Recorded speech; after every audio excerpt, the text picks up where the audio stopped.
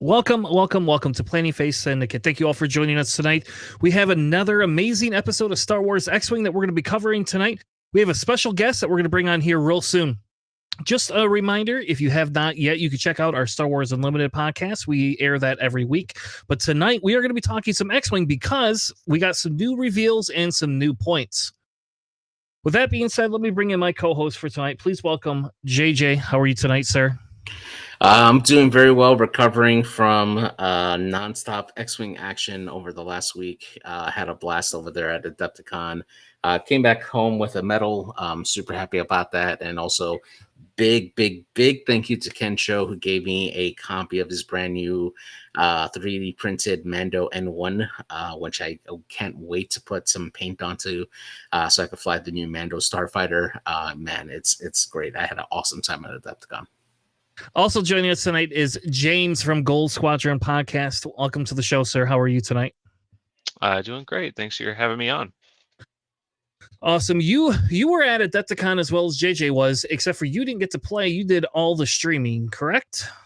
Yeah, working the whole time. It's not work if you're having fun, right?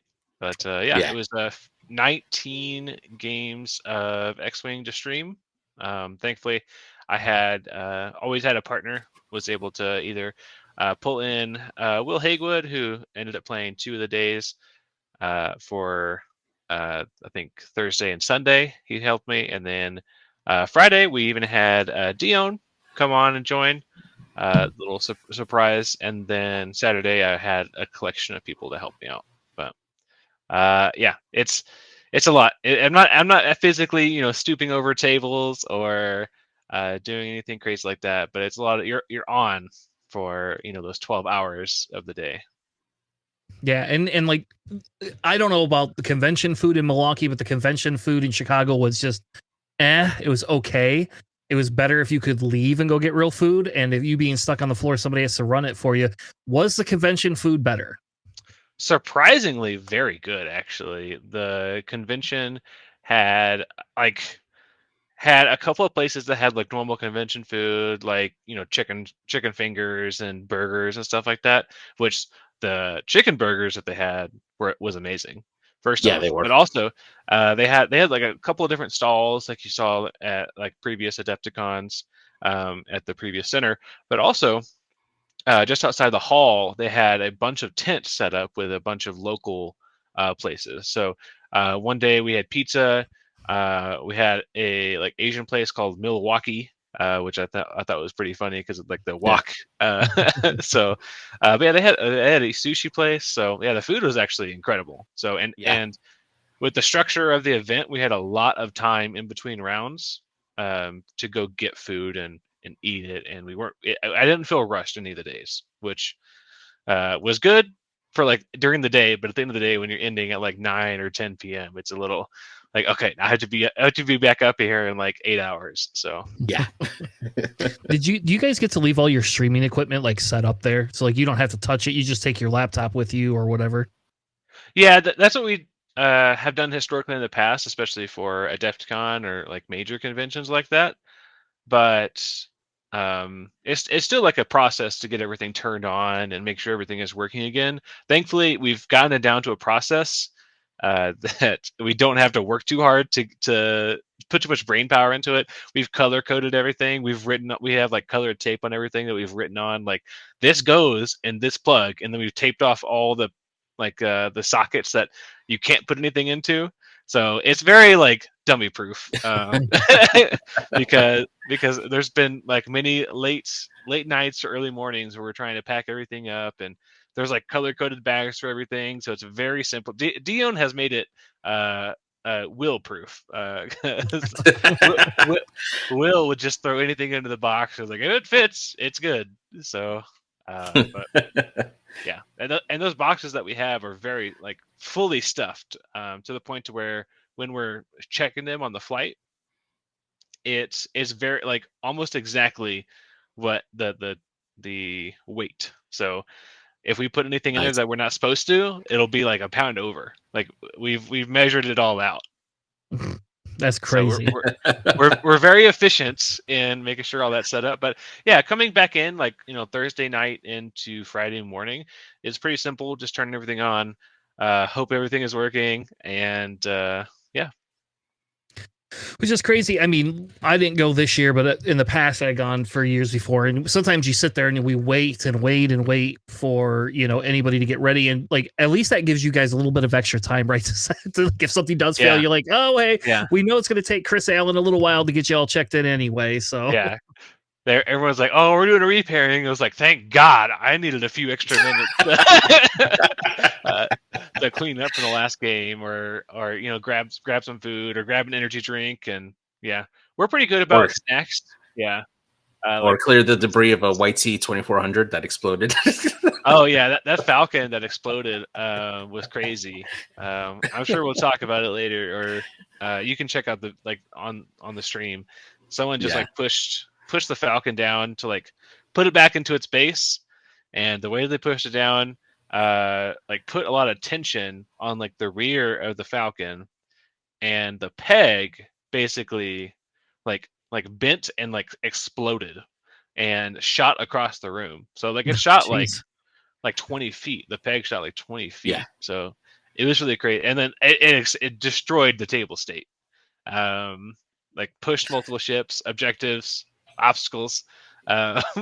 We had one of the judges come over, and they went in, figured out what was happening, walked away, and was like, "That it is a disaster." So thankfully we had the stream running, and one of the players had been taking screenshots of the game for personal end of the event. They could run it through and everything. Thankfully we had all those things, and they were able to put the game state to near perfect. I was pretty impressed. I was comparing That's awesome. screenshots from before and after, and I was like, okay, it doesn't look too bad. That's crazy. I don't think I've ever had that happen to me. I have had it before where I've had one of my gauntlets where the peg broke and the gauntlet tipped over and then hits one of the obstacles, but I've never had it disintegrate a whole board before. So no, yeah, it destroyed where it was, and then it hit 3 other ships and an obstacle or 2 obstacles and an objective. So I was like, I don't know how you could have done that any worse. I don't know how you would have made it any worse, because yeah, it took them a while to get everything set up. But thankfully, nothing of that was super important, checking for bullseyes or anything. So, and players had just done measuring, so they knew exactly where everything was. Well, that's good, because that would have been that makes it for an even longer day too, especially when you're already doing hour and a half games and setups and players are super stressed out to be on stream. We try to make everything as accommodating as possible to make sure that they're as relaxed as possible to make sure they play their best game. But I mean, still, there's a lot of pressure, a lot of stress to be on stream, and then after something like that happens, the player that it happened to is just like, oh my gosh, I can't believe that happened. It throws you off your game completely. Yeah. Oh yeah. Yeah, which is crazy. Is last weekend I was watching some of the Star Wars Unlimited streams, and they had there was a guy, and then all of a sudden everybody just stopped, and they're like, "What are they doing?" And the judge comes over, and I guess the table mic was mic'd up so that the judges could hear things, and basically what some guy did is he put in a ship down with not having enough resources for it, and so just screwed the whole game state up. They went a game a round farther, but then the judges just disqualified them right on stream. Just kicked them right out of the event. It's holy crap. Oh, wow. Dang. Yeah. But I was thinking back, and I was like, well, man, back in the Star Wars days, wouldn't that been nice? That, I hear you guys talk all the time. You're like, hey, I need to get a judge check. I need to do this. If you had a table mic where it communicated directly with the judge, so the judge could be listening into the table, that would be even better, because then they could just come over when you go, hey, I need a mic check, or a range check, and they just come right over, and it doesn't even slow the stream down. So yeah, during the cut days especially, we have judges that are this is your table. You don't go anywhere else. This is the table that you work on, and they rotate out every 20 minutes or so.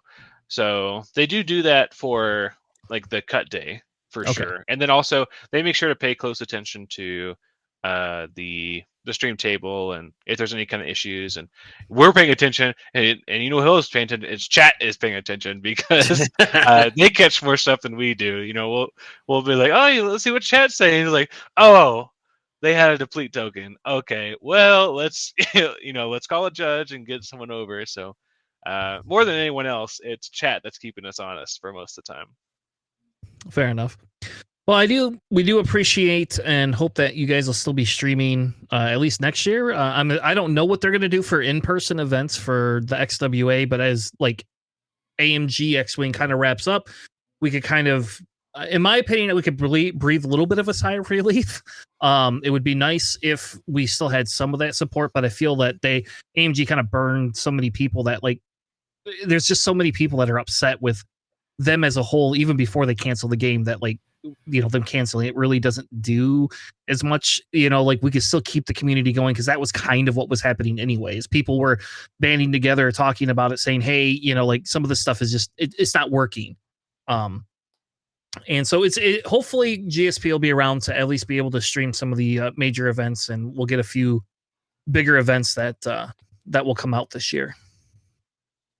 Yeah, I certainly hope so as well. There's a lot of things that the GSP team needs to talk about looking forward with how GSP fits into the framework of XWA and a world without official support from AMG or FFG or whoever picks up the game, if someone else picks up the game maybe.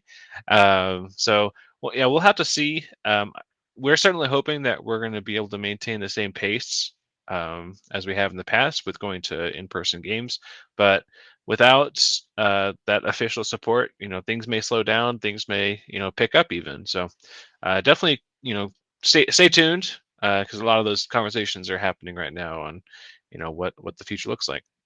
Yeah, and I think it's kind of funny because we've talked about that a little bit before, and like if you look at like, I came from Destiny, and when Destiny folded was during COVID, right? So like there was no F the chats, right? For Destiny.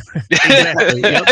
And I bought into Destiny. I bought into Destiny like literally like 2 months before they like canned it, and I was like, "What the heck?" and when I say I bought in because I bought someone else's previous collection that they were kind of like on the out. Oh man, it was a real punch in the gut.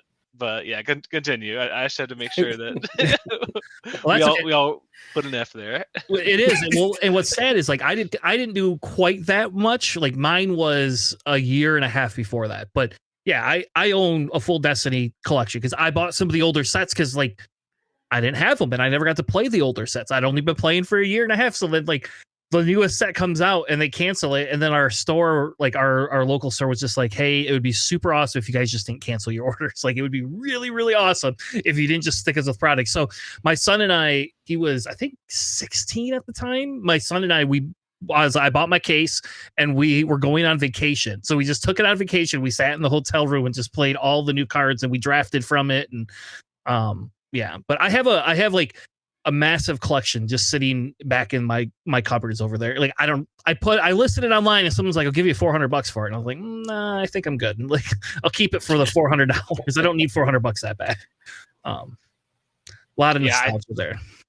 Yeah, I think when I moved over from the UK back to the States, because I was over there for about 5 years, that's when I got into it, was over there. So when I moved back, we had to kind of slim down what we were carrying, because each pound mattered when you're coming back.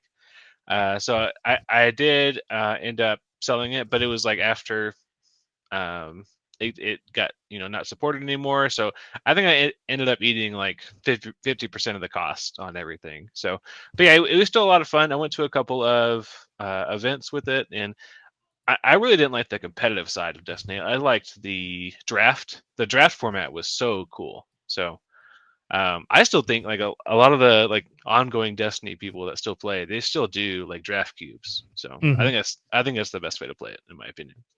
Yeah, I have enough cards. We could do a draft cube with all of drafts. Yeah. I'm not looking to organize that though, so don't anybody put my name out there for it. Yeah, that's definitely one of those where like TTS is just like so much better at doing stuff like that. It's like anything that has like more than like 100 cards, I would say, it's like just do it to TTS. Yeah.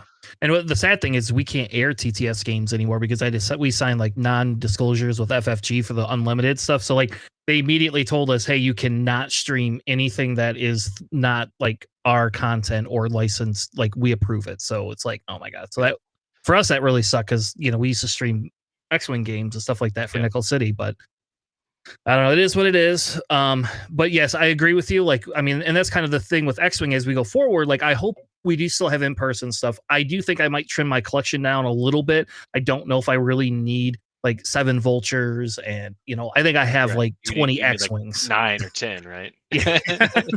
Yeah. So I think I might trim my collection down a little bit, and then like try to focus on a couple of factions. That way, I have something to go to. I do know that if they are going to be doing, like, we have Michigan GT here.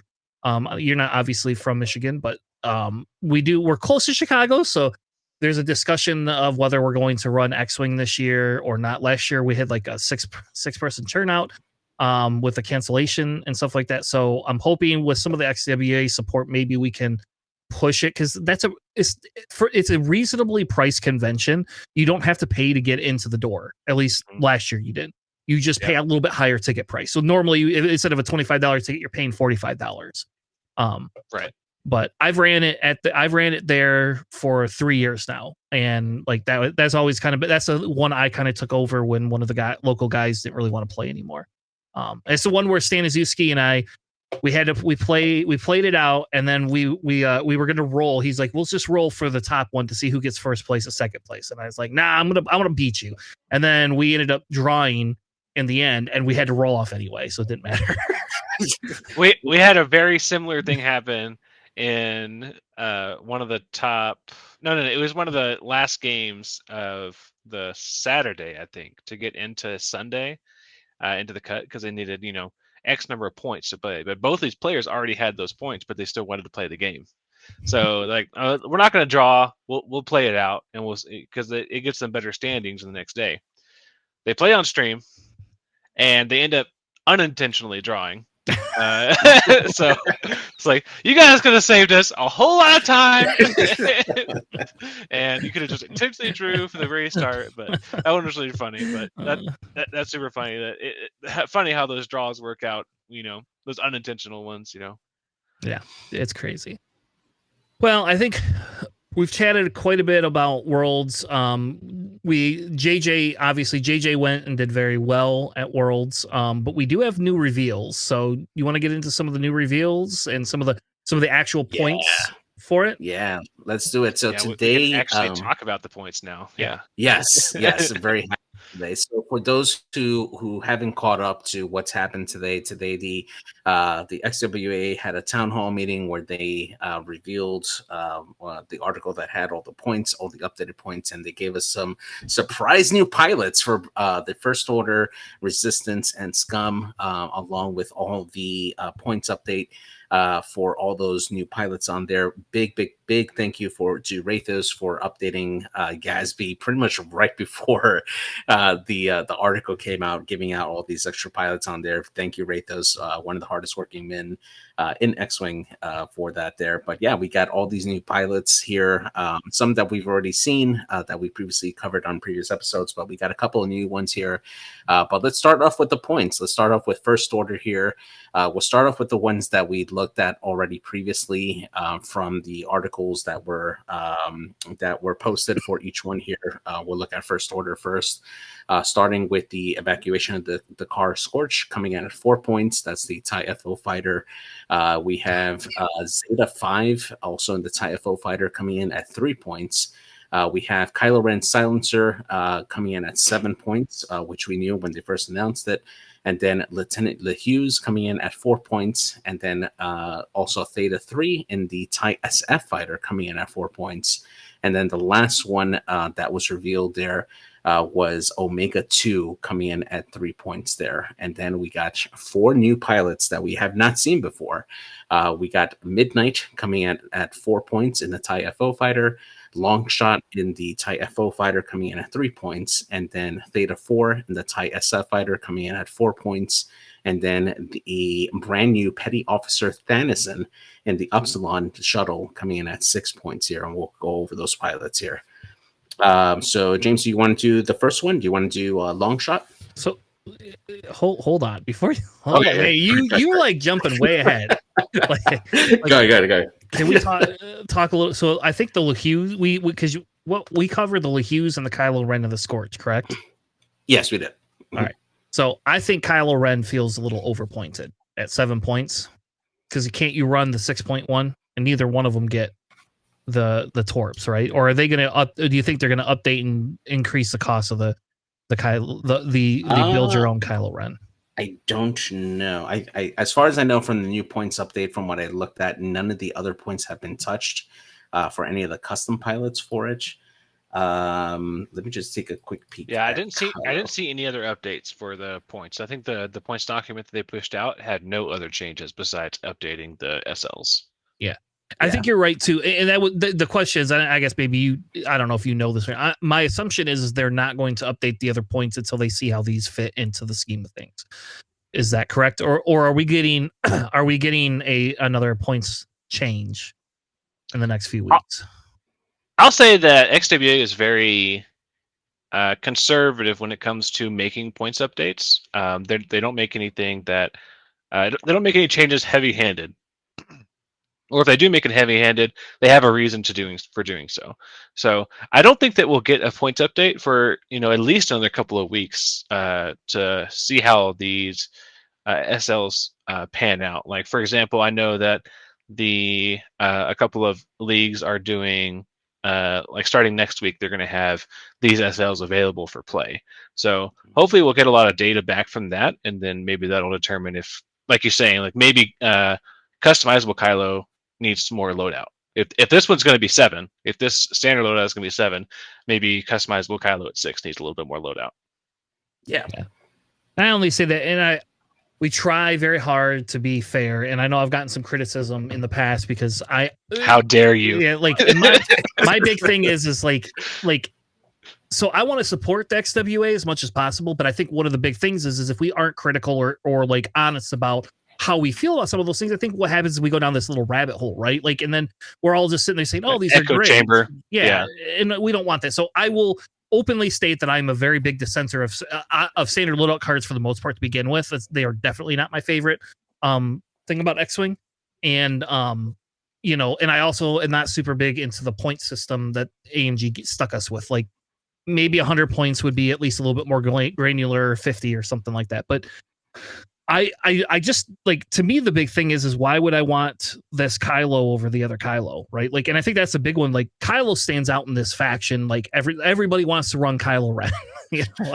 like yeah. So for me, there's a couple of things, right? If we look at a direct comparison of custom Kylo for the silencer, right? He's 6 points with 8 loadout.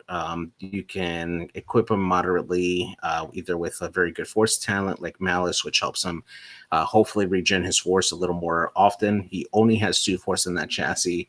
Other than that, you have to make a choice, right? You can either go for a good tech to go along with that, or a torpedo, which in this case is probably either going to be a plasma torpedo or an ion torpedo for that, and then just rely on the base chassis stats in order for it to be effective. With the SLs, you're getting an additional force, you're getting additional ways to do mods on it.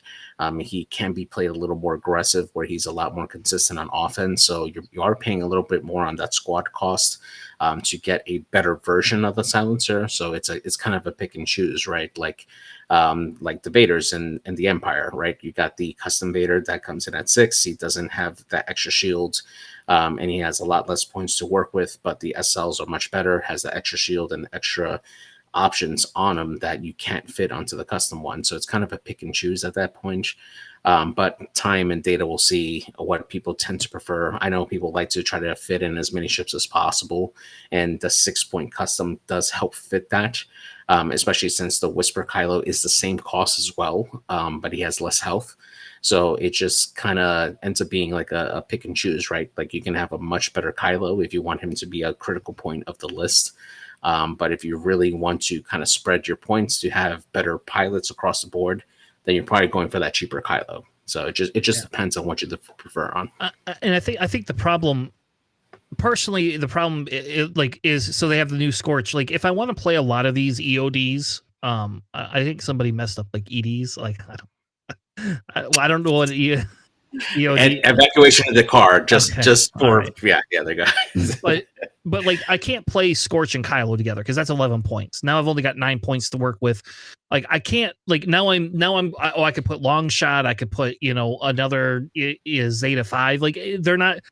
Kylo at 7 points, even though he has proton torpedoes, some of these other ones, either it's going to incentivize me to only play 1 or 2 standard loadout cards, or it's going to incentivize me to play all custom based type stuff. And I can tell you, Scorch at 4 points just is a feel bad. I wouldn't run Scorch at 4 points, but that's just me. So I don't know. What were the other ones that we had covered so far? We had covered Kylo. Lieutenant Hughes was one of them, wasn't he? Yeah, Lieutenant Hughes at 4 feels fair. He's the same cost point as the custom one there, and I feel like his ability is slightly better on this version. Excuse me. He doesn't have the same ability to equip like barrage rockets, but that's fine. You still got a 3 concussion missiles on it. Yeah, you got concussion missiles on this version here, and he still has the ability to, use locks from other pilots to enable that ability. He still has a native way to link directly with Lieutenant Rivas in order to take advantage of that as well, or even paired along with Midnight, either the custom or the new SL version to take advantage of the lock that they have to shoot that missile. So he has a lot of different ways to really have use, and I think he's still probably, in my opinion, a little bit better than custom Hughes right now. Fair enough. Yeah, I'll say he was the one I think we felt 4 points was a fair for him. Yeah. I don't think this one is. This one may be better, quote unquote, but the customizable Hughes is easier to use, in my opinion. He is easier. Yeah. You focus and that's it. You want to rotate, focus, rotate. Okay. This one's a little bit more. You have to think about it because you actually you need that lock for your concussion missile to go off, because you don't have the special forces gunner. You have first order ordnance tech as your gunner. So you're not going to be able to be getting those three die primary attacks. So you just need to be a little more careful on where you're getting your locks from. Their ability can certainly help you get those locks that you need for the missile, but you're still gonna, which means you can still double modify your attacks, which is great. But I think this one's definitely harder to use, which but I think it has a higher potential. Yeah, I think he was the one I was, out of all of the batch that we had seen at the current time, he was the one I was excited to kind of put onto the table, because he offered a few other things. I mean, that rotate to the reload seems pretty good too. I don't know, or not rotate. I'm sorry, reload into target lock seems pretty good too. So, especially if you can line yourself up to the point where you're at a range 1 and get that extra die, it's kind of nice. So. All right. Well, let's get into, I guess we could start with Long Shot. That's our first pilot that we have. Let's take a look. We have Long Shot in TIE FO. Same stat outline: 2 attack, 3 agility, 3 hull, 1 shield. Ability: while you perform a primary attack at range 3, roll 1 additional. So same exact ability as well. So just getting that extra attack dice at range 3. And then, so you're rolling 3 dice at range 1, 2 dice at range 2, 3 dice at range 3. So pretty easy to remember. Has the ship chassis ability, Merciless, which is similar to most of the other ties in this evacuation of Dakar standard loadout list. While you perform an attack, you may choose another friendly ship at range 0 to 1 of the defender. If you do, that ship gains strain, and you may reroll a blank result. So very similar to a Ruthless style effect of, instead of damage, it's a strain, and instead of straight to a hit, it's just a reroll. So still a pretty solid ability if you're bringing a lot of these Mercilesses in the list. Yeah. So I have a quick question on it. For when it says you can't acquire locks, is that because you can't take the target lock action, or somebody can't pass you a lock? That's saying for the experimental scanners, you can acquire locks beyond range 3, meaning when you take the lock action, you can't. This is the same exact ability as the E-Wing. Okay. So just think of E-Wing locks there, because they can acquire anywhere on the board, but they can't acquire at range 1 for locks. Gotcha. So I want to say that's the exact ability for the E-Wing. Yeah. Long shot also has the determination, similar to the other ties here, to take if wipe for a primary attack. If the defender is in your bullseye, you suffer a damage to add a focus, and then has fanatical. Wipe for a primary attack. If you're not shielded, you may change a focus to a hit. So a surprising amount of offensive output from long shot if you're able to line up that bullseye and you're willing to deal the damage to yourself, because between determination and fanatical, that just says take a damage to add a hit to the roll. So yeah. I think I saw a little piece. I want to say this one was coming in at 3, right? Yes. Yes. I sure hope so, because this is definitely not a four cost to ship. So yeah, pretty solid. I don't see long shot played a lot in First Order. So if we do see more play from this one, I think it'll be a good thing. I think you will, just because the 3-pointers that we have, right? Like you have Phasma is 4 points now, and this coming in at 3 points fits into that slot a lot easier, especially with a 6-point Kylo. But I always like long shot. It was the same thing as like X-Wings, like which is your flavor of choice, which one are you going to take? And it's like, well, if they're all 3 points except for like Midnight and like one other ship, if they're all 3 points, then it's just your flavor, like which one which fits in your list the best. Yeah. This one I feel, again, that's my qualm with the point system, right? But besides that, this piece right here, I feel like, especially right now with them giving us some of the other stuff that's higher pointed, this feels pretty good at 3 points. If you gave it to me at 2 points, I'd run this, but I'm not getting a 2-point chip, I don't think. So. Yeah, for me, I think I like this. I like this a lot because it actually forces your opponent to pay attention to the ship a little bit, right? Typically, when people are engaging particular ships, right, you're kind of prioritizing, okay, who I'm going to burn down.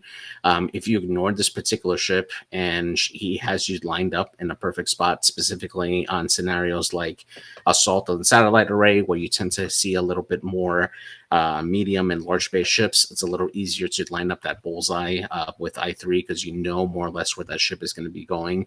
If you ignore that ship, you're essentially letting this ship print potentially 4 damage to you. It's very easy to proc it, right? Because if you're full health on this particular ship, you do determination with that bullseye to add a focus result, and since you've lost your shield from determination, now you have fanatical active, and now you can automatically change that focus result into a hit. And then, assuming that you roll the blank or whatever, you can re-roll it by giving a strain to somebody and still have whatever you need to mod, right? This feels really strong for those particular scenarios. I would definitely consider this, especially if I'm keeping assault in mind, where I'm likely to get this ability off a lot more often. I think this is going to be a strong showing for the First Order. I think a lot of people are going to try this out, and it's gonna have some decent success so far. And worst case scenario, if your opponent decides to focus fire on this particular ship, that means that your other more expensive ships are taking 1 or maybe 2 less shots from your opponent. So again, a lot of good utility for that. All right, let's move on to Midnight. We have a new Midnight coming in at 4 points, it looks like. Yeah. So we got the I6 Midnight Evacuation, the car style. Same base stat line that we got, 2 attack, 3 agility, 3 hull, 1 shields. Still has the same basic ability while you defend or perform an attack. If you have a lock on the enemy ship, that ship's dice cannot be modified, and it has the merciless chassis ability as well. And then for its side abilities here, we got determination, which is again while you perform a primary attack. If the defender's in your bullseye, you may suffer a damage to add a focus result. It has target synchronizer built into this, which allows a friendly ship at range 1 to while a friendly ship at range 1 to 2 performs an attack against a target you have locked, that ship ignores the lock attack requirement. And then it has advanced warning systems, which is brand new, and it reads: after you have declared after you are declared the defender of an attack, if a friendly ship at range 0 to 2 has a lock on the attacker, you may perform a red evade action, which this is a ship that can easily get that red action after it's already taking most likely a lock action to help nullify their modifications while they're attacking midnight. Pretty easy for you to get this off, especially if you have Lieutenant Rivas on board and you manage to get that ship stressed. You can acquire a lock with Lieutenant Rivas, which will then trigger the advanced warning systems for midnight, and you can perform that red action. The blues on the dial for the TIFO is really good. You got that hard 2 blue, which is really good for you to kind of start coming in and around if you need to, or if you're at a distance, you still have all the blue 2 maneuvers to bank, go straight, and easily clear that stress and still be effective there. That targeting synchronizer built in, really effective for a lot of the ordnance-based TIE-FSFs that we have that would like that, namely Lieutenant Hughes that we discussed before. It is a bit of an ask at 4 points to play this particular version of Midnight, but I would definitely give it a shot. I don't know if this is necessarily better than custom Midnight that we have currently, but it's definitely something to consider, especially if you're running a lot of ordnance with like your TIE Fombers or the TIE SFs that are running like ordnance. Is targeting synchronizer new? Is that a new thing? No, it's a tech that we have. Very, very not used very often. Besides ships like Midnight, Midnight is probably the one that uses it the most on the customizable version. But yeah, customizable Midnight comes in at 4 points, 17 loadout right now. So they can be taking missiles, and they can have targeting synchronizer. Yep. And they can still have targeting synchronizer. So. and have 14 more points. I still have a lot of points left. So, yeah, I'm not sure that I love this version, the standard loadout of Midnight. I think we could probably have this one at 3 and be very reasonable. So, hopefully, after some, like I said earlier, some data comes through, we'll see this one come down to 3. So I think customizable at 4 is very fair at 17 loadout. Yeah. I don't know. I would run customizable for 4 points over this. That's kind of why I'd asked originally. Are they going to make some of the other changes? Like if customizable goes down to 3 points but loses all the loadout, then is it worth it? Right? That's a discussion. That one I don't personally. I would never run that Midnight. There's not enough advantage to it, in my opinion, to use that for 4 points. But if you gave it to me at 3, that target synchronizer does work with LeHughes then, right?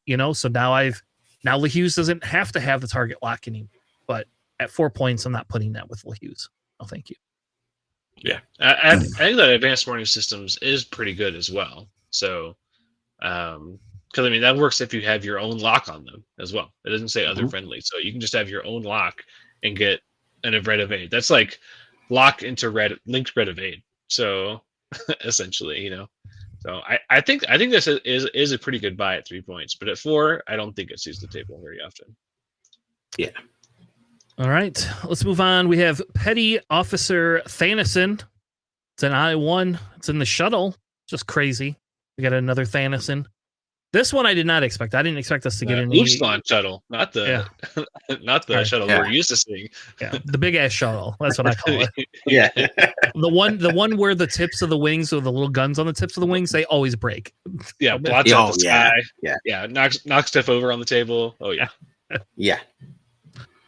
So this one has 4 attack. It gets agility, 6 hull, 6 shield, and it gets 1 reoccurring charge. During activation or engagement phase, after a ship in your front arc at range 0 to 2 gains a deplete or strain token, you could spend this charge. If you do, that ship gains 1 stress token. So it's kind of similar to, I guess it's kind of similar to, the pushing of it like with CAD or in Scum, but this one is you get to do it once a turn, it looks like. So Yeah. You get Jam, Coordinate, Reinforce, Target Lock, and Focus, all native, all white. You get General Hux on your ship. Everybody likes some General Hux. While you perform a white Coordinate action, if you choose a friendly TIE FO or TIE SF, you may treat that action as red. If you do, coordinate up to 2 additional friendly actions, and each ship you coordinate must perform the same action and treat it as red. We have advanced sensors, which is this is crazy. We're putting advanced sensors on this thing. After you reveal your dial, you may perform an action. If you do, you cannot perform another action. So after you decide you're going to stop in the middle of the table, you still get an action. And then they have a new thing called Interference Array with 2 charges on it. After you coordinate a ship, you may spend 1 of the charges. If you do, assign a jam token to an enemy ship at range 0 to 1 of the coordinated ship.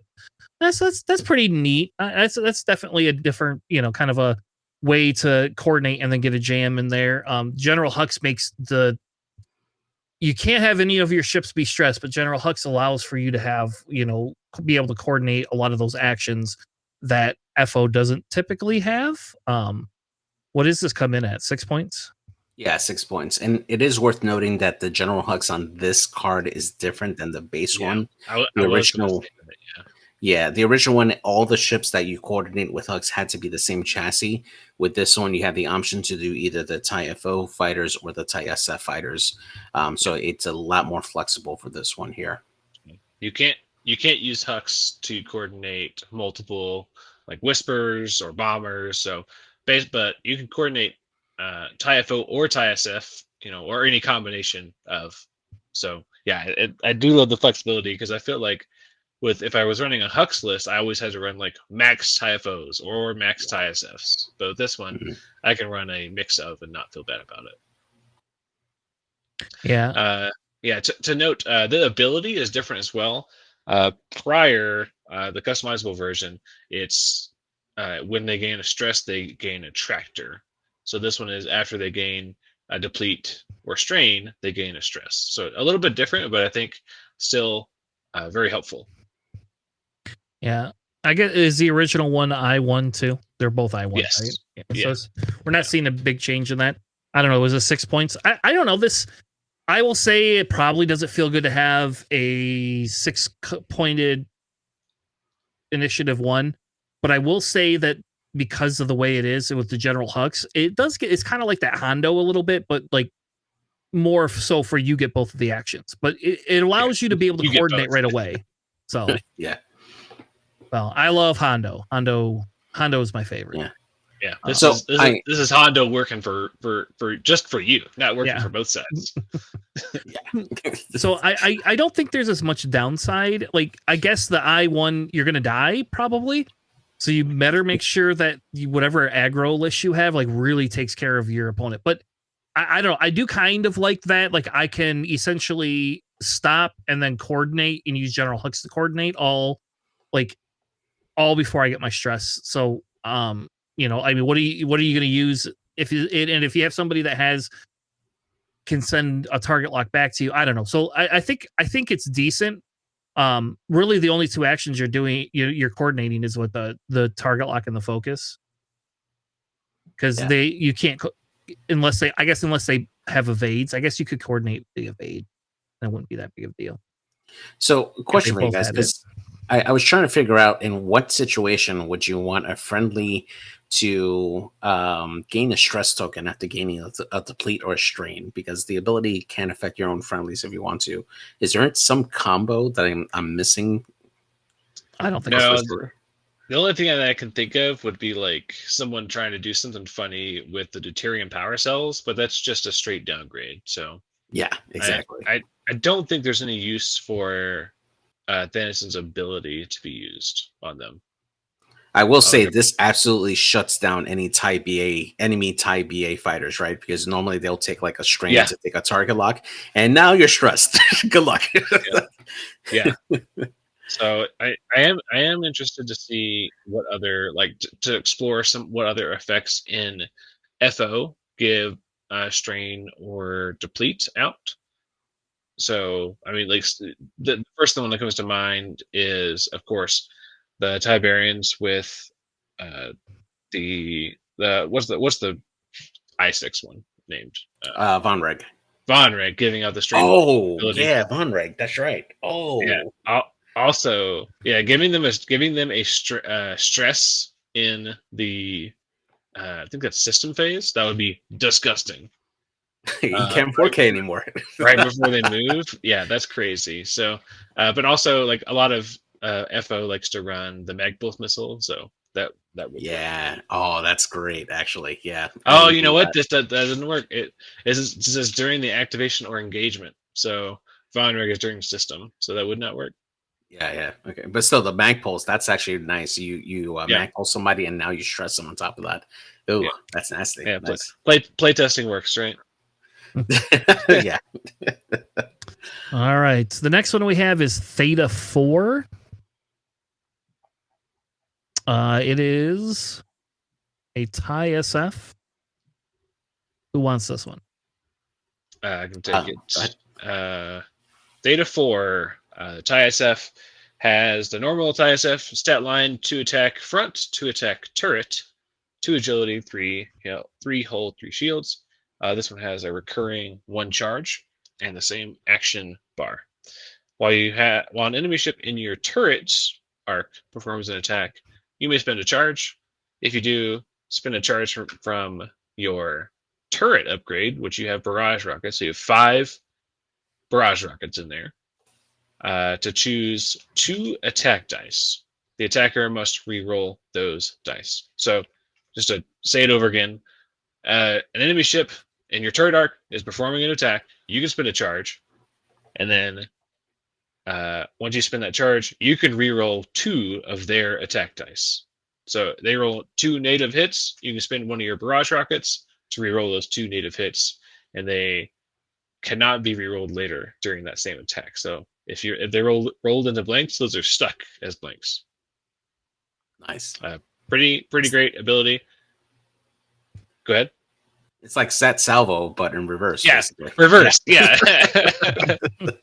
yeah. That is very similar to it, because you're spending the missile charge, but you're doing it defensively, and it doesn't even have to be against you. It could just be they could be attacking one of your friends. Like all the rest of the TIE SFs in this pack has the head weapon turret. It's a little bit modified from what we saw in the customizable versions. After you perform an action, you may perform a white rotate action, but you can only rotate your turret to your front or back, and you must treat the front arc compartment of your missile upgrades as your turret icon. Of course, has the determination upgrade here, and then, like we mentioned earlier, barrage rockets, and this one has pattern analyzer, so being able to do execute red maneuvers and still perform actions. So And it's 4 points. Yeah, 4 points. Pretty solid a little piece here. I mean, to start off, this is like new Lahuse with the barrage rockets, still doing barrage rocket things in the TIE SF, but can even spend those barrage rocket charges as essentially like defensive salvos. Yeah, I like it. I won't say I think this breaks the world or is super amazing, but I think like it's a neat little interaction that we haven't had in FO. And I will tell you, I hate when people make me re-roll my dice because they always roll blanks. So it doesn't matter. It's like the principle of it. You're gonna have blanks, Tanner. Yeah. This seems to me. This seems very much like the FO's version of Luminara. Yeah. Like turning your hits to focuses. This is very similar to that of like, hey, this is a defensive ability in a faction that only has offense. So I am interested to see what kind of things that opens up, because like I said, the FO faction is typically not any kind of defensiveness. They're more mess with you and just straight up offense. Yeah, I like it. I personally think this is a decent ship. And really, if you think about it, you're only losing 1 initiative, compared to what Lahuse was. So I don't know. Like, I don't really have a problem with this. You're just focusing and maneuvering and then neutering people's die to some extent, right? And you get pattern analyzer, which we didn't have all the time on Lehius. We didn't always have pattern and barrage, so that's definitely a new thing. I mean, I know we did kind of have that when AMG gave us points way back in the day, but I don't know. I like it. I like, there you go. That's a positive thing. I think this is a decent ship personally, and I would put this on the table and see how well it does if I were running FO this year. Yeah, because I mean, how often do you end up spending all 5 of your barrage rocket charges? So Never. I think you that die. ability, yeah, yeah. If you like, something that Will and I say a lot is, if you have more charges than you have health, start spending them, because you're about to run out. So. And if you think about it too, right? Like, how often do you get a bullseye with one of these SFs, right? They don't have the repositioning maneuverability of other stuff. So, like, I think that's why AMG allowed the barrage rockets before, because it was like, well, how often is Hughes going to be, focusing and barrel rolling, but now, if you think about it, now we do have Fanison, who's a little bit of a coordinator. So there is some shenanigans that could be happening that we just don't know about. So. Yeah, but I mean, we're still at I4 here, so there's still opportunities for I5 or higher to get out of the way. Yeah, and it's not like it's a procket. It's not like we gave this a procket. So it's still rolling 3 dice. So woohoo, Yeah. All right. Yes, solid piece. I think we'll see play. Yeah. All right. Well, let's move on we're into resistance points. So we had Poe coming in at 6 points. Tally at 4, Stromboli at 5. Okay, that's crazy. I'm just gonna state it right here that ship is broken. That ship's crazy. That having that dial is insane. Kai comes in at 4. Finch is at 6. Pamich is at 4, and then the new ones we got that we didn't know about were Tubbs is going to come in at 4. ZZ will come in at 4. Ronith at 3, and then we're getting a new Vinny. So if we go back to that Poe at 6 points, that's kind of like the same as the other Poe, isn't it? The HOH Poe. Yeah, the Heralds of Hope. Yep. And I gotta say, Tally at 4 points is amazing for an I5 coordinator. Like, I think it's fantastic. It's great. I don't know about if I agree with you on that one. I think Stromboli at 5 points sees all the play in the world. Yeah, Stromboli's definitely going to see some play for sure. And I'm also kind of regretting not grabbing Resistance as my faction during the NCX League after this. Yeah. I think we can all unjerk our knees now, though. I don't think this ship is worth 5. No, you don't. All right. Well, let's unpack it. Let's unpack that. Yeah, I just the RC2 dial is I mean, probably, if not the best dial in the game, probably like top 3, right? But I still think it's just an X-wing. It's still an I4 X-wing. Would you pay 4 points for Snap? You know what I mean? Because Snap has a very similar. You pay 5 points for Snap. 5 points for Snap? No. Yeah, that's what I'm saying. That I don't think you're paying 5 points for this, and getting the same value that you would out of another, Initiative 5 or higher X-wing with maybe some torpedoes or something. So, I don't know. I think I need to see it on the table to like fully like comprehend what it's trying to do, but I don't know. If it's me, in my opinion, I think it's worth the 5 points personally. But I will say that you're right with Snap. When we had Snap at 4 points, would we have paid 5 for Snap? Probably not. But Snap could only do a boost, and that was it. And it didn't have all those extra blues. This has the ability to, if I remember right, this ship has the ability to like re-roll its die all over the place. Yeah. Yeah. If your speed is 3 to 5, you can re-roll 1 die. Yep. Yeah. So the reason I think that I don't think it's broken at 5, I do think it's like this is a high value ship at 5 because this can be your objective getter. So resistance typically has always been like, this is why I disagree with the tally thing, is because resistance has been the faction that you don't need to fly all of your ships together to get everything you want. Like typically that's not how you don't just stick all of the ships. Like it's not like rebels, right? So like rebels has to be close together to get its coordination efficiency, its token sharing efficiency. Resistance has always felt like, hey, I'm going to give you independent pieces, go play the game, and for good or bad, it's always been like that. Like Chewbacca is like kind of one of the oddball outs, right? Chewbacca, likes it when other ships die, gets extra actions, gets to shoot things, that type of a thing. So Chewbacca was a little bit more, let's tie me to something, but Poe's never cared about that. So I do have to disagree a little bit, right? Because Heralds of Hope Poe allows you to help coordinate other ships if you needed to, right? The majority of the time, most players just tend to use that ability on Poe himself for it. But historically, when you look at Just Pava, Just wants to have other friendly ships around to have those rerolls. You look at any ship that has like M9G8, or the M6 bullseye droid to have rerolls. You typically want defenders nearby that have that bullseye. You could look like at Zori and the Y-Wing that wants to copy other people's actions. They also want to be by. It's not the predominant type of archetype for the resistance for sure, but there is some valid lists there that I do want to keep them nearby, and I think Tally has a place in that particular type of archetype. And having that. Now you're just moving the goalpost. We weren't talking about Tally. I don't give a shit about Tally. We haven't talked about Tally.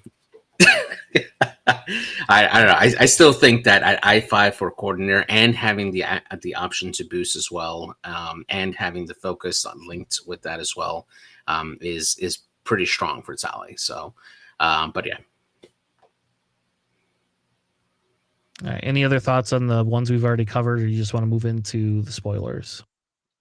Let's go into spoilers. Let's do it. All right. So the first one we have up is Jakerus Tubbs. Yeah, I'll grab this one here. So this is the I-1 T70 pilot here, coming in with the same base stats of the T70: 3 attack, 2 agility, 4 hull, 3 shields. It reads, after you fully execute a blue maneuver, you may choose a friendly ship at range 0 to 1. If you do, that ship removes 1 stress token, pretty much the same as the original. Has the adaptive S-foils, which you've seen on Poe. After you perform a barrel roll action, gain a deplete token, and while you perform an attack before rolling dice, if the defender is in your bullseye, you may remove that deplete token. And then it comes with, for the cause, while you defend or perform an attack, you may spend 1 non-blank result to choose a friendly strained or depleted ship at range 1 to 2. That ship may remove a 1 strained or deplete token. And then it comes with a new astromech, R0 astromech. And it reads, after you reveal a basic maneuver, you may reduce this difficulty. And if you do, after the check difficulty step, you gain a 1 strain token for that there. So Jakerus always being that enabler, right, and being able to remove the stress from their friendlies, so that way they can probably do more advanced maneuvers. Really great. Average attack and everything. Don't know if this sees much play, even though this comes in at 4 points. I'm sure there are lists that really want to stress themselves on the regular, and this helps you kind of mitigate that without the use of an R4 astromech. So there is some lists that can take advantage of that, but the likelihood of you putting 4 points into this instead of something that's more higher initiative that could do a little bit more damage, it's a little bit of an ask for that. So it just really depends on how much synergy you're looking to get out of your list for removing stress tokens. But beyond that, it's a pretty average T70. So I was going to ask a dumb question. It says a friendly ship at range 0 to 1. Does that mean you're friendly to yourself? Therefore, you could, if you had 2 stress tokens, you could perform a blue maneuver and get rid of both of them. Correct? Yeah. Yep. Panic Pilot is hilarious on. Yeah, right. It's like, I'm panicked. Just kidding. Like panic, please, not for me, kind of thing. Yeah, I think I agree. I think an interesting pilot. I wish that it was.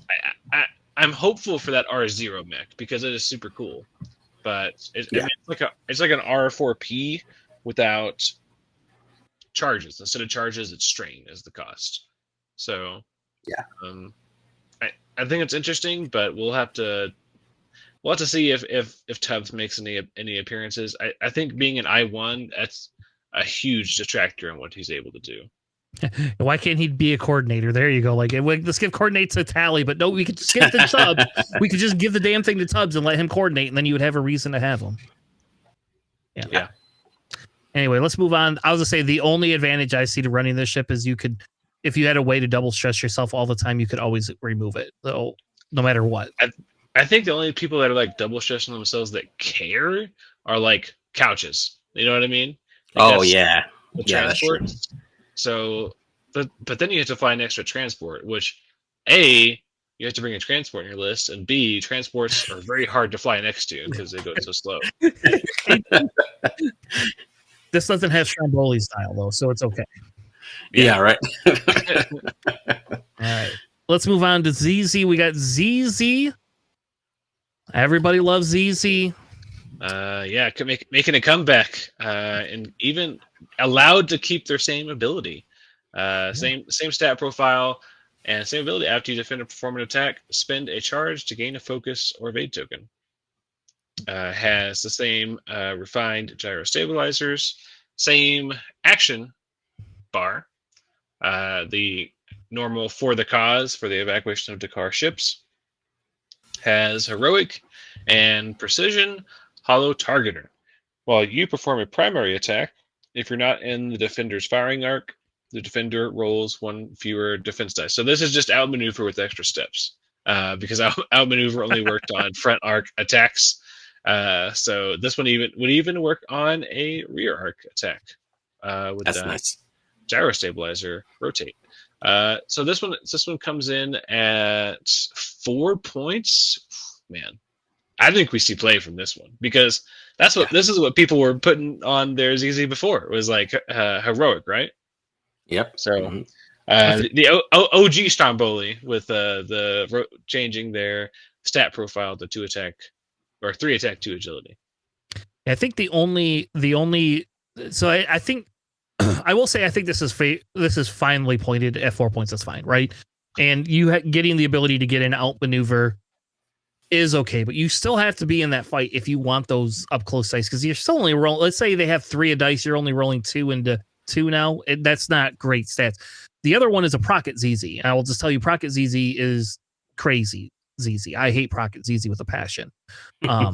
So I guess it depends on your play style. I kind of wish that they would have given her the ability to have get an extra attack die, to kind of go with your precision targeter. But I do think that if you are good at maneuvering, this is a decent ace that you can move around the board.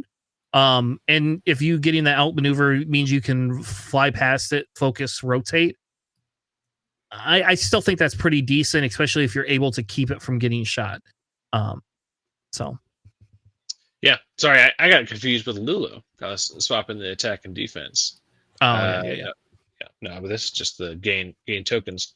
If you're only shooting 2 attack dice, that's a really good point, that you're not really pushing through a lot. I don't know. I still think ZZ just having that free focus, free evade is even with no upgrades, still pretty solid.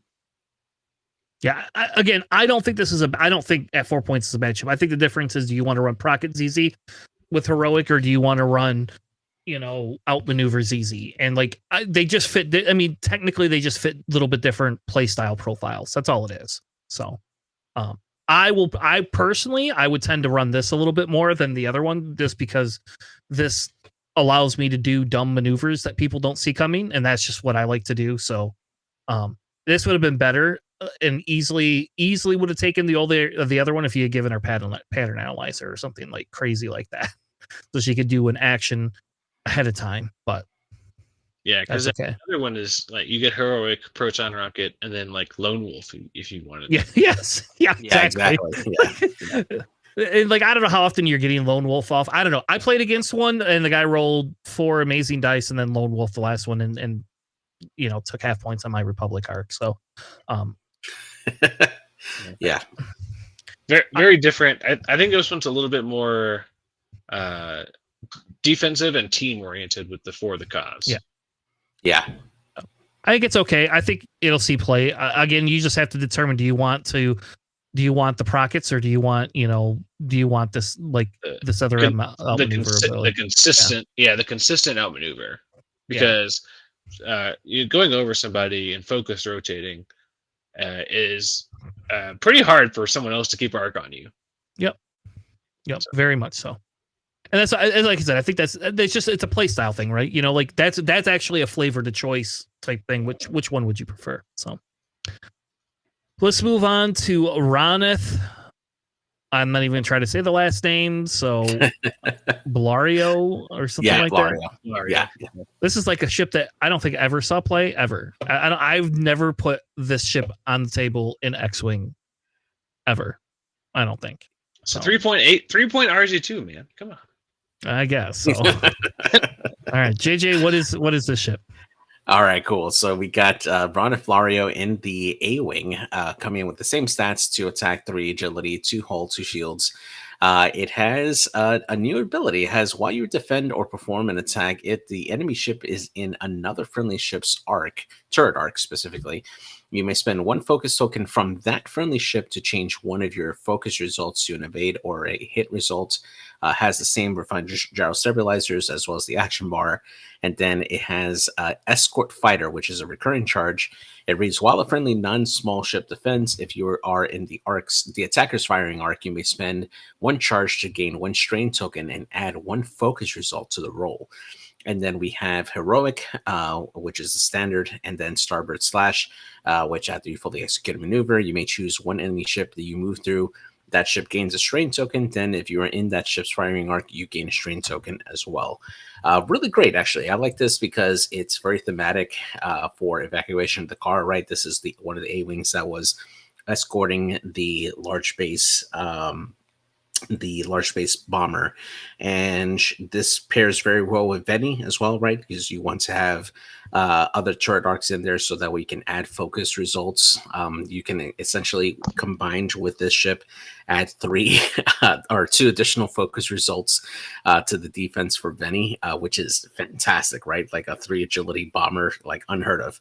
And it kind of has a Republic born for this kind of feel with that ability as well.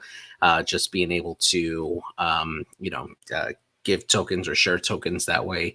It's a nice little escort ship that can help you keep your large bases alive. This will pair very well as well with Rey, who wants to add results on defense to keep her alive. This definitely could see some play, especially at 3 points to complement like a Rey. It could be very good. I only see this playing with Rey ever. I hadn't even considered it playing with a Falcon, but yeah, it absolutely. I was only thinking about it within the small confines of the scenario, but yeah, this one would work really good with Rey. Adding focus results to the roll after, let's say, like rolled 1 blank on their agility, added a second, rolled for heroic, then spent a focus token to change multiple results. I would be livid if I rolled up a huge range 1 attack on this Rey, got like 4 results through, and I'm like, oh my gosh, she's finally going to take some damage, and they managed to get 3 evades after rolling a blank heroic and then adding a focus result. I would be livid. So that's super interesting, and the ability is actually almost very similar to DIS T81 Tri-Fighter. Mm-hmm. So as soon as I was reading that, I was like, isn't that just the Tri-Fighter's ability? But it's a little bit different. But I think this is okay. Man, I don't know. At 3 points, if you're flying a Rey, this is just like you're paying the when you're playing like Scum Falcon. This is the escape craft tax to get extra. Yeah, exactly. Get extra shields, right? Like this is really good with Rey, or really any Falcon. Yeah, I mean, like even Chewie, like this would go great with Chewie. Oh yeah. So, Pretty interesting. I think we'll probably see play even at 3. If you're bringing a large base ship, I think it sees play. Yeah, definitely something to consider for a large base for sure. Yeah. All right, let's move on to Vinny. We got Vinny next. Vinny is an I2, 2 attack turrets, 3 out the front, 1 agility, 9 hull, 3 shields. They couldn't seem to give this thing any more shields, I guess. Did you see the movie? Or... Yeah, I saw the movie, but still, it just makes it harder. I mean, to because I wrote it. Yeah. The ability is while you defend if the attacker is in a friendly ship's turret, you may change 1 eyeball result to an evade. They have modular bombing magazine, which I think that's the same one as the Finch has. Yeah. So when you drop a device, you can set your template to the middle line, aligned with the hash marks of your sides. Essentially, you can drop it out the sides. This has Perceptive Copilot. So you always have 2 focus tokens, no matter what. It has something called Dedicated Gunner, which is a double gunner slot. While you perform a primary attack, if the defender is in your turret, you may spend 1 focus token to roll 1 additional attack die. After you perform a primary attack, you may perform a bonus attack against attack using the same turret that you did not attack. Oh, so basically you could shoot a different ship in your arc.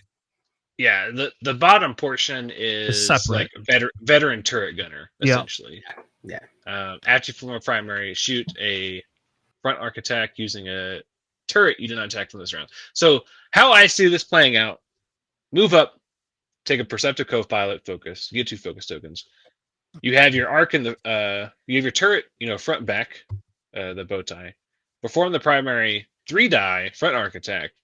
Because the defender is in your turret arc, you can spend a focus token to roll an additional die. So now you're rolling a 4 attack front arc attack. Then after you're done with that attack, you can perform a primary attack using a different turret arc that you did not attack with already. You didn't attack with that front arc turret, so you perform and then you perform that attack again. And then, even then, you could if you didn't spend that focus on the first attack, you can spend another focus now to roll a 3 die turret arc attack. So this is gunship version. This is gunship bomber. The other one, the Finch version is bomber, like bomb dedicated. I bomb and maybe I shoot sometimes. This one is all about the shooting, and it has proton bombs, but as a bonus. I think we talked before about the ability to bomb out the side is whatever. Like you're gonna bomb yourself. Like you're gonna bomb yourself every time. Yeah. There's never gonna be a time when you do it. How about this? I like this better than I like Finch personally, but I don't like. This is just, I don't know, like for 6 points, I guess. Do you want a cheaper Ray that can't maneuver? Here you go. But this is kind of a better Ray. Let's just say, if you want something for 6 points, that's just going to die no matter what you do. Like if this ship doesn't die, then somebody's doing something wrong. Yeah. I mean, you could fit this in Ray at 13 points and then Runeth at 3, and that leaves you 4 points. So no, JJ, you're never going to do that. Large base shenanigans. With Finch, I think because this one, if we didn't really talk about the action bar, but this one has focus, lock, rotate into red focus, and reload. Notice I did not say the word reinforce like Finch Dallow does have. He does have that reinforce. So this one is all offense, all shooting. So I think you're right. It's a worse, less maneuverable array, but I think still really fun. I think you can still get some value out of this ship, especially if you're just trying to shoot one ship really hard. Yeah, it reminds me of the VCX. That's kind of what this reminds. Like this version is very a double tap VCX. Yeah. So it's not like, again, it's not bad. Like Ray's 8 points, right? Like Ray's 8, right? Yes, I think Ray's 8 points. So like if you want more stuff in there, and technically your Ronin guy fits with this ship too, because it is a turret, right? So like you do have a turret, so you technically could run that Ronin guy with Vinny too, and now you're saving yourself 2 points. And you can just bomb yourself on the way out. There you go. Like you got 2 health left. I'll throw a proton bomb down so everybody gets hit. I think the side drops are more about threat and making your opponent make bad decisions. Like, hey, I can drop this proton bomb out my side. Like, I have 12 health. Like, I'll take a hit if I make you take a hit that it's worse. Yeah. I do think that this will see some play, at least testing wise. It is an I2 though, so it's a little hard. That's a feature, not a bug. Making sure that you land your maneuver and take your double focus. I do like the rotating into a red focus, so I do think that's kind of cool. Being able to do something like that. Yeah.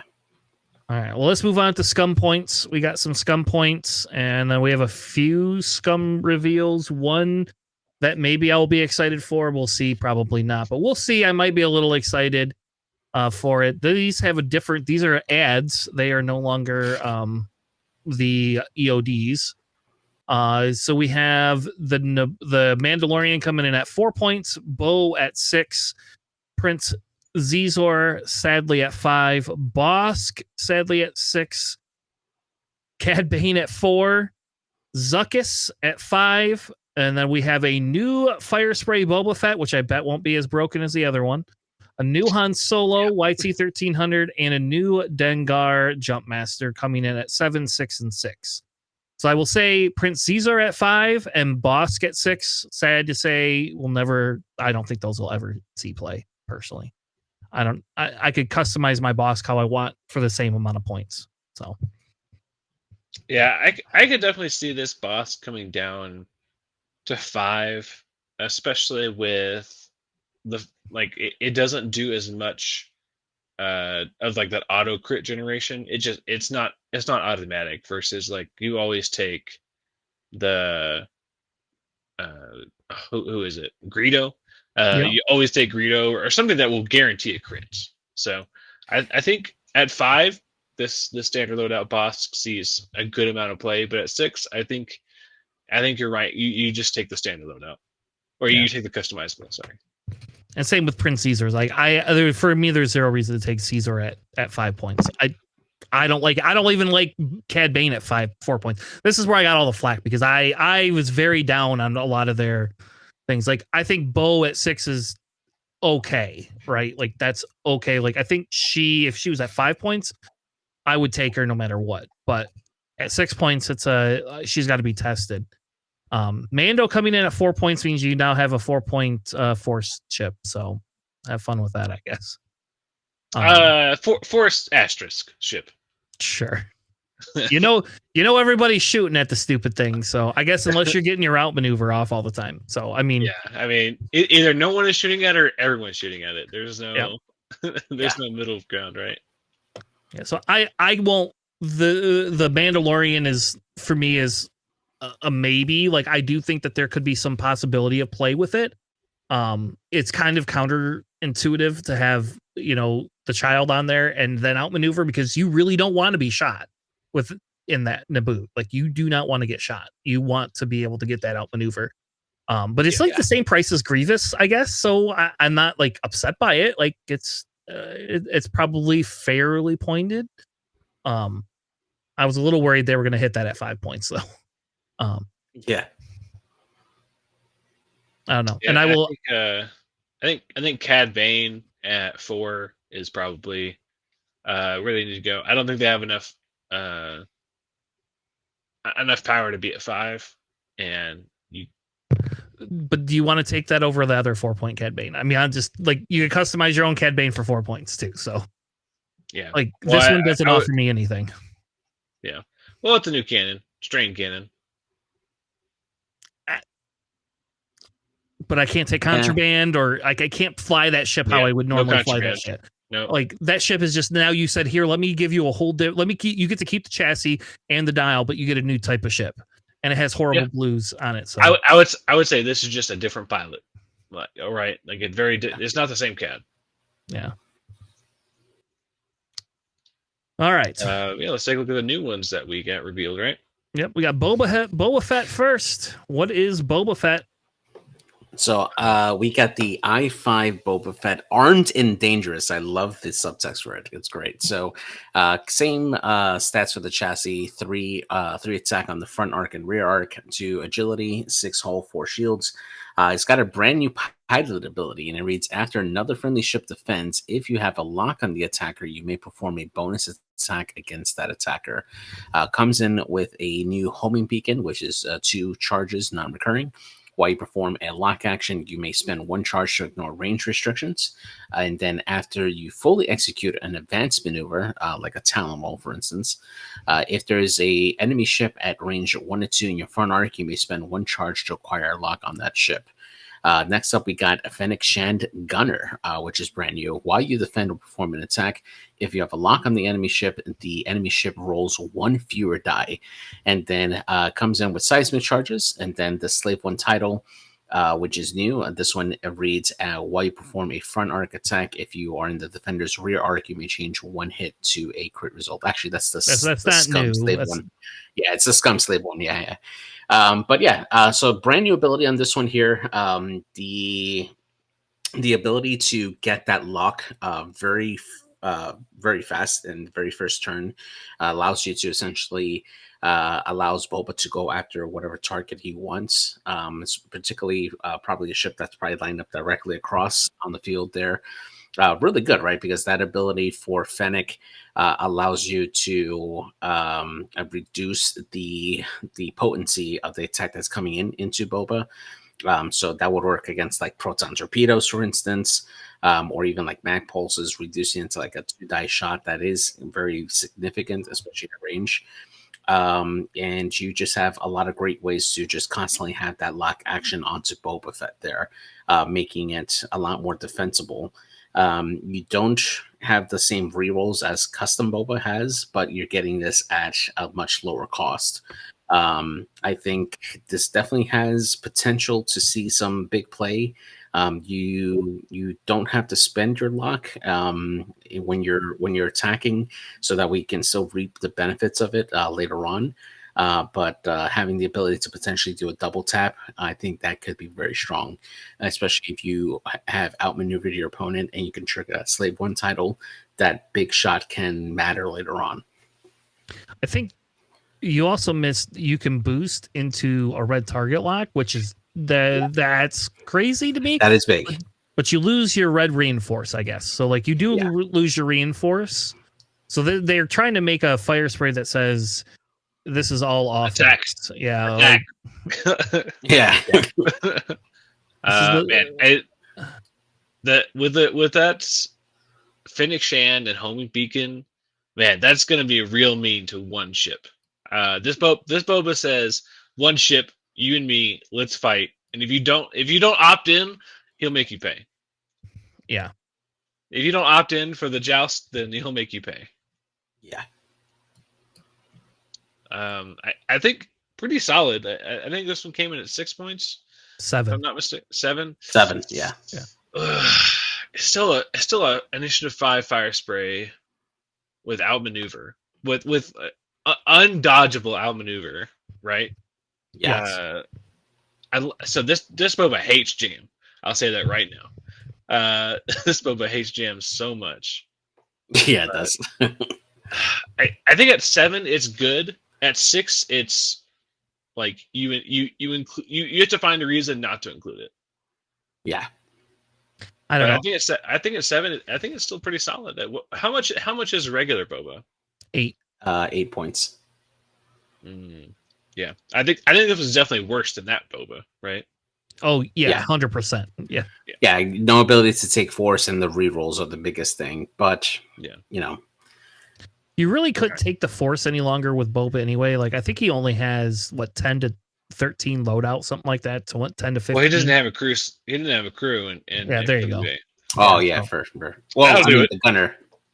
Yeah, but the ability before where you get to reroll things, that's the difference. Is like it's like a single die heroic type thing. Like this is fine, but okay, if people start playing this, people are just gonna put Jam in their list, and then this Boba Fett does nothing.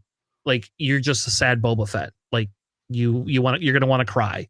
I do not like the fact that basically you can reduce die no matter what. That is crazy. But that is super defensive. You just shoot him then. Like, yeah. He doesn't have rerolls. He doesn't have reinforce. This is just a really high initiative. What's the closest thing here? 10 health, 2 agility. Like Ewing? This is a Ewing, guys. Yeah. Yeah. This is a fat how quickly do we see? Yeah. This is a Ewing with boost. How quickly do we see Ewings go down? You know what I mean? Yeah. So, I think it's still really good, even if you aren't bringing Jam and you have like, let's say, like a 4-ship list, which is exactly what Boba would like to see. The fewer the ships, the better, because his ability works on a greater portion of your list. I think even with all those things considered, I think this is still like within the realm of like balanced at 7 points. At 6, I think it would be amazing. At 7, I think it's good. Yeah. So okay. I gotta say, imagine rolling this though with Kanan, Jarrus, Hawk, and you have a lock on that one guy. No, you're now rolling. Let's die. Okay, you're never gonna do that, and that's not gonna happen because nobody's gonna run Kanan. That's so mean. I will. Okay. That's so mean. I'm not going to win games, but it's going to be hilarious. All right. I want to make everyone else as miserable as I am. All right. We have a new Han Solo. This one comes in at 6 points. It has the same stats, except for it now has a charge with it, right? While you defend or perform a primary attack, if the attack is obstructed by an obstacle, you may roll 1 additional die. And it has coaxium injectors. After you fully execute a speed 3 to 4 maneuver, you spend 1 charge to perform a red boost action, even while stressed. After you perform a boost action, you suffer 1 crit. Huh? It's a slam action. What did I say? Boost? Sorry. You're right. Slam action. This is a after slammer, not after burn. Right. After you perform a slam action, you suffer 1 crit unless you expose one of your damage cards. It's got Chewbacca. That's the same Chewbacca, I think. It's got the same L337. I think that's technically Rebel Chewbacca, isn't it? During the system phase, you may spend 2 energy to repair 1 face-up damage card. Yeah, that's basically the Rebel Chewbacca crew. Yeah. Well, Rebel Chewbacca says at the start of engagement, spend 2 to repair 1 face up. So this one's actually way better. Start of system. Yeah. Yeah. And you get L337, which is the thing that allows you to decrease your maneuverability.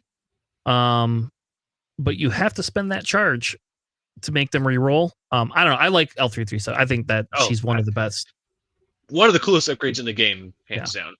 Yep, I love it. Tobias Beckett Gunner, while you perform an attack, if you are stressed, you may reroll up to 2 attack dice, then suffer a crit damage if 1 or more of them rolls a crit. And then you have the Lando Falcon title. While you perform a primary attack, if the defender has a non-lock red or orange token, roll 1 additional attack die. I hate this ship. I don't. I hate this ship for 6 points, and I don't feel this will ever get play. So they should have just fixed the stat line on it.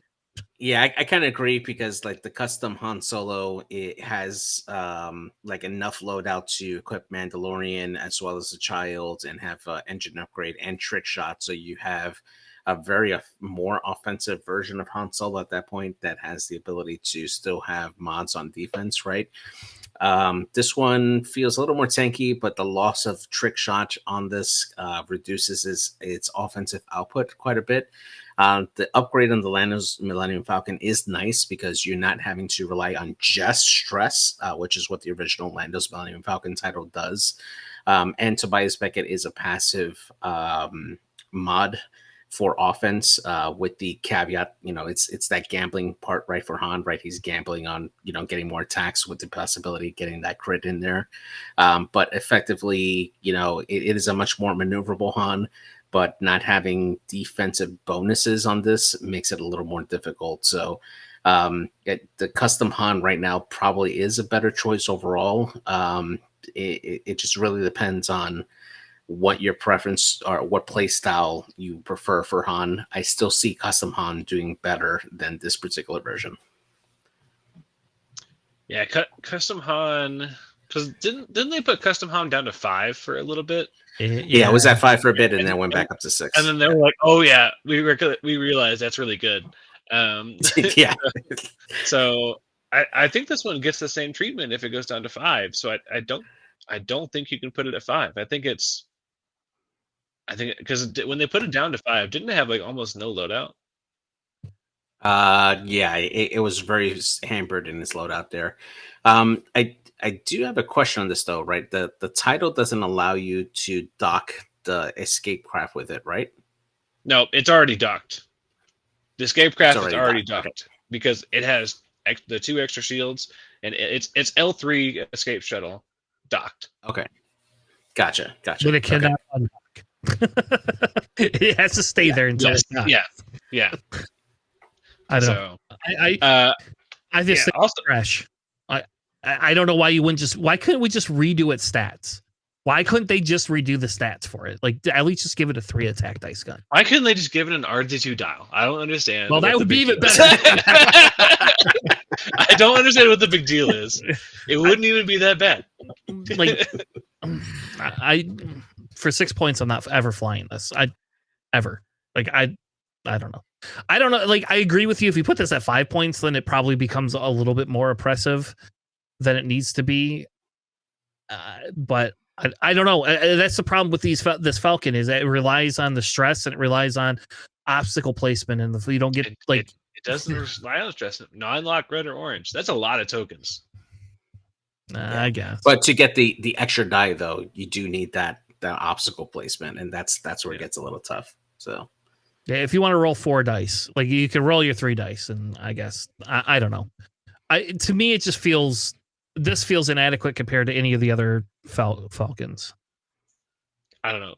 The customizable version rolling 5 dice just because you were stressed and have to be obstructed is silly. So I don't know.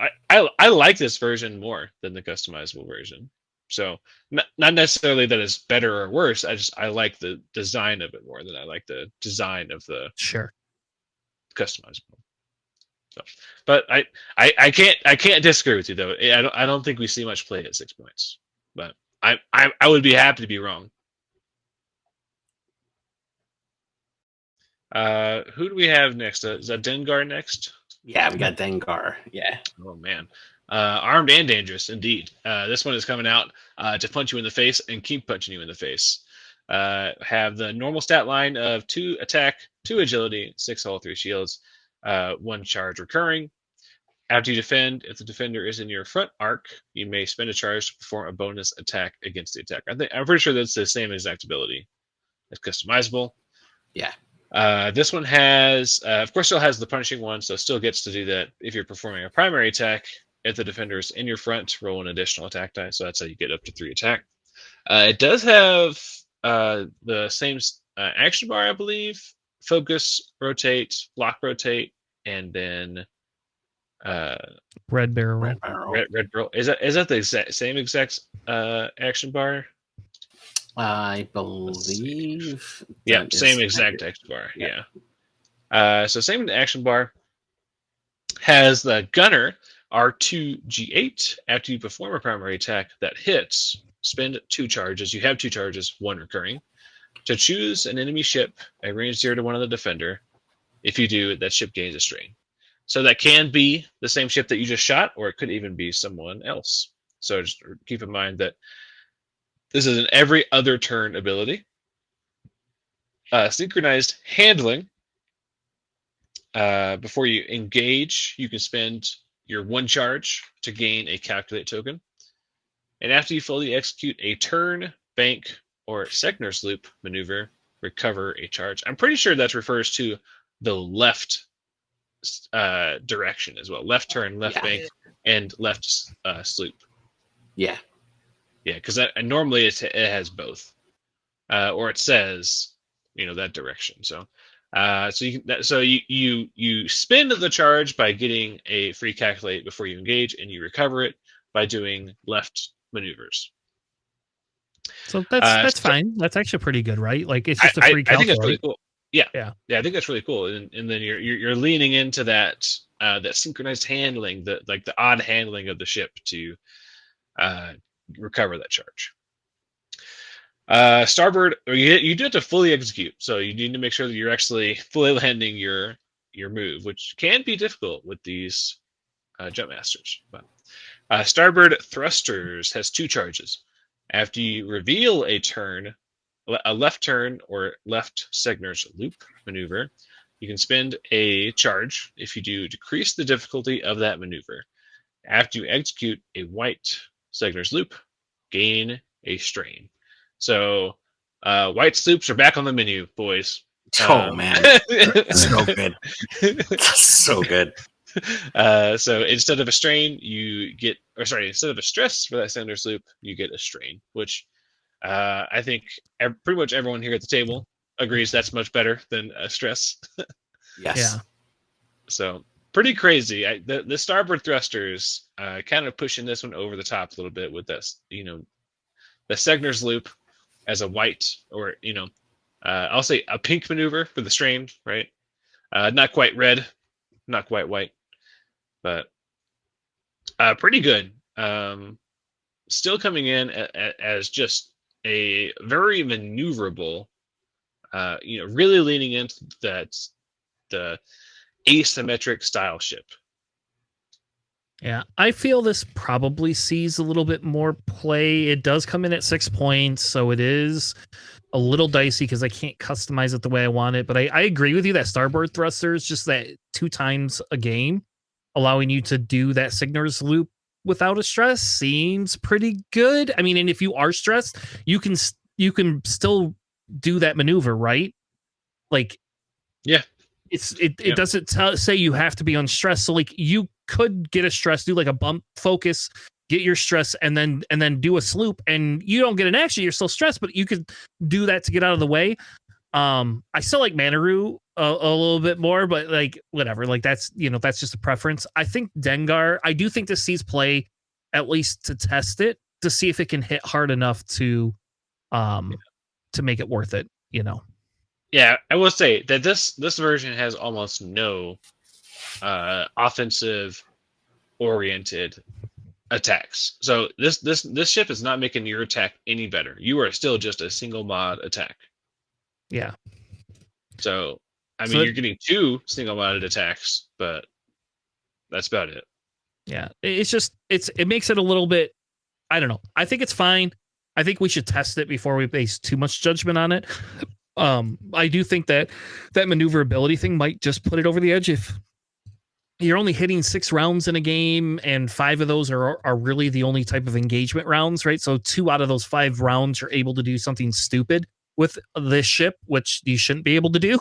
So like now, granted, you can only go Segner's loop one way, so it's not like you can go either direction. It's only one direction. But yeah, I don't know. I am not upset by this ship specifically. I do think that we should test this at 6 points. I would test this. I like this better than the Boba Fett. How about that? Like I would put this on the table over I would put Boba Fett. So yeah. The nice thing about this too is that if you tend to run ships with Notorious, that R2's G8 pretty much activates that Notorious trigger right off that, right? Giving you a reroll on one of those ships there. You can probably put that Notorious on either one of your fire sprays or another I-5 that shoots after, because if you're running this Dengar with Prince Caesar and another ship that's running Notorious, that's a lot of strain. Yeah, exactly. And then you run Han Solo with the the Lando title. That's right. The customized or the standard loadout one, because it's a non-lock red token. Yeah. Mm-hmm. There you go. Right. I got your list for you there. Yeah, and both at I6 too. So yeah, that's true. All right, the last ship we have is Fen Rao. This is a 6-point standard loadout Fen Rao. This comes in with a 3 attack, 3 agility, 5 hull. So you are getting like an extra hull on here, right? That's what this is. Yeah, you're definitely getting a hull upgrade there. Yeah. You get Concordia face off, and you get the while you defend or perform an attack, if the defender is at range 1 with you, you may re-roll an additional die. You get Fearless. We all know what Fearless is. Then you get this new thing called Adaptable Power Systems. After you execute a red maneuver or perform a red action, you may spend 1 charge. If you do, you gain a deplete token to remove a stress. Before you engage, you can spend a second charge. If you do, you may gain a strain token to remove a deplete token. So basically, you can spend 2 charges to turn your stress into a strain once a game. Then you get Beskar. So this comes in. This has the same actions too, right? You get the same warning. Every is barrel roll, focus, boost focus, target lock, and focus action. This comes in at 6 points, but the customizable Fen has only 3 points of loadout. So I don't know. I don't know if I want this. I guess if you really like Fen, this is probably okay for 6 points. Like, I think you could test it. I don't think the adaptable power systems do much to it. I think the fact that you get Fearless, Beskar, and an extra hull, that's really what the big thing is, hey, we can't give Han an extra dice, but we sure as fucking give Fen Rao an extra hull. Plus the Beskar. And Beskar. And so I don't know, like, I would have to test. I'm not a Fen flyer, so like I don't have a bigger opinion on it. I think that at least it's got the same stuff as the other one, and it gives you kind of that option to say, hey, do I want a stripped down version or do I want like a fully loaded version? Yeah. So for me, I flew for the team championships at Worlds. I flew a couple of Clan Ren volunteers that had a shield upgrade along with Beskar reinforced plating. And just that combination alone, having that extra health on a Fang fighter along with Beskar really helps keep the ship alive longer, and especially at range 1, having that extra die to roll and having the Concordia face off makes Fen difficult to be taken off of the board at that range. At I6, you can set yourself up better if you range control very well to allow yourself to get into that range 1. What I do like about the adaptable power systems is that it allows you to essentially those turns where you end up doing that focus boost turn or that boost focus red focus turn, it allows you to essentially negate the effects of you having that stress and allow you to turn around the following turn. So this gives Fen Rao a little more time on target for that, because you're essentially turning off Fen Rao's attack buff at range 1 for a turn. You're still rolling 4 dice, and you're just getting rid of that deplete, and now that's allowing you to still have time on target with Fen Rao. So that allows you to do the 2 talon roll to get behind your opponent if you need to, or do a K turn if you need more space to turn around. And Fen Rao is not locked into the predictable hard 2 there, so it gives him a little more maneuverability in those cases there. And all you're doing is just turning off his ability for one turn for that additional die. So it gives him a little more flexibility for that. And I could tell you, in a lot of my games when I was playing those Clan Run volunteers, not being able to have time on target and taking a turn off to try to clear the stress and then re-engage is a big deal. I do like the addition of that without giving him like contraband cybernetics, and allowing him to still be able to turn around, take a stress if you need to, and still have that shot. Or you can use that second charge after he's turned around to give yourself that focus token if you need to, and boost into range 1 again after you've done that turnaround. So just gives him a little more flexibility for that. Yeah, I think this Fen has you nailed it, a lot of flexibility, and I think people are going to like that. I mean, you get essentially you get for one extra squad cost over customizable Finral, which is currently at 5 compared to this one's 6. You get the adaptable power systems, Beskar reinforced plating, and a hull upgrade, which is not because I mean most of them were taking Fearless, or Beskar, right? With only 3 loadout. You take Fearless. Like, I don't know why you would never take Fearless. You would almost always just take Fearless with Fen and hope he lives 2 turns for you. Right. Yeah. So I think this one gets quite a sizable bump with the hull upgrade, Beskar, and adaptable power system. So I think both of them are equally viable in my eyes. It's just, do you have the extra squad loadout for it? Yeah. I think that kind of makes a difference. I don't, like I said, I don't fly Fen, so I'm not like super into the, like I did fly on before, and it's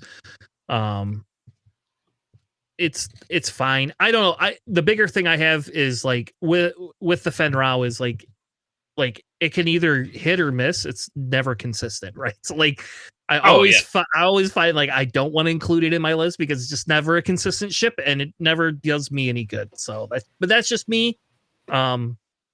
I don't know. So, well, anyway, thank you so much for joining us. What is your nickname? So so for some reason I thought you were called the Raptor, but is that your nickname? Okay, so I'm not incorrect. Yeah. I didn't want to call you that the whole show because I didn't ask you that, and I was like, I don't want to call you a dinosaur. Then you're like, hey man, very specific.